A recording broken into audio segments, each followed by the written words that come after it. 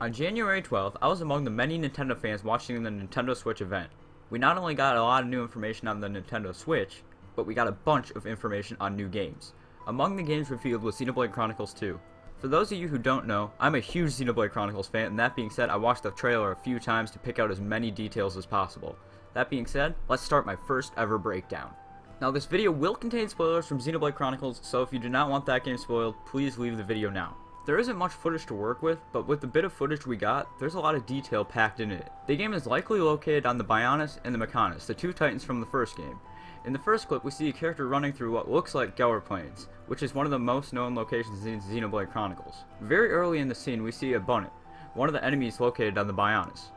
We can also see the character is running close to what is most likely a colony. It almost has some resemblance to Colony 6 from Xenoblade Chronicles, but we have too little detail to tell if it really is Colony 6. But what about the Mechonis? In the 7th clip, we see this character running through a location loaded with a bunch of machinery. This is most likely the Mechonis. There are a few other clips that resemble areas in Xenoblade Chronicles, such as the Nopon Village and Machina Forest.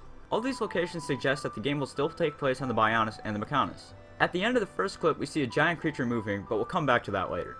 In the second clip, we get a closer look at the new character. He seems to be wielding a sword that slightly resembles the Monado, Shulk's weapon in Xenoblade Chronicles. At the end of the trailer, we get a better look at the sword. The same character is holding the sword as in the second clip. The sword is red and colored kinda like the Monado, however, it does not have any place for Monado arts to appear.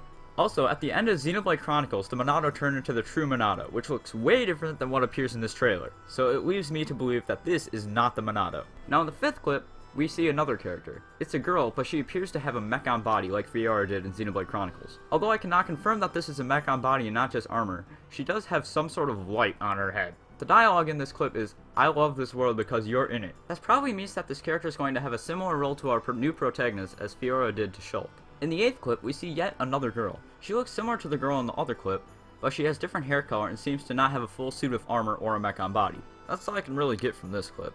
Now, if we go back to the end of the trailer, we see a tree behind the clouds. This place does not appear in Xenoblade Chronicles, but earlier in the trailer, we may have seen a glimpse of what this location actually is. In the 4th clip, we see an area that appears to be located in the sky, and it is closer to that tree than before. But that is not all about this place. Before showing even any footage in the trailer, the main character says, "I'm going to Elysium for you."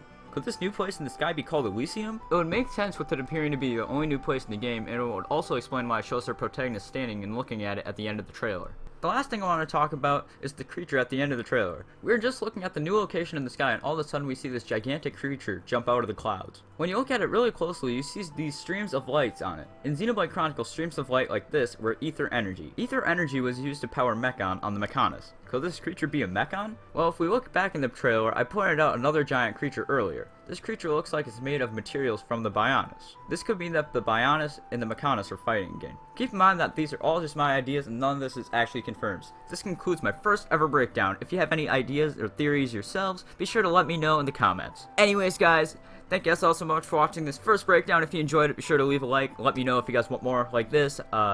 Yeah, thank you guys all so much for watching this video. Very much appreciate it. Be sure to subscribe to the new channel. Be sure to leave a like. That does very much support me. For sure, follow me on Twitter and all the other social media below. So yeah, thank you guys all so much for watching this video. Very much appreciate it as usual.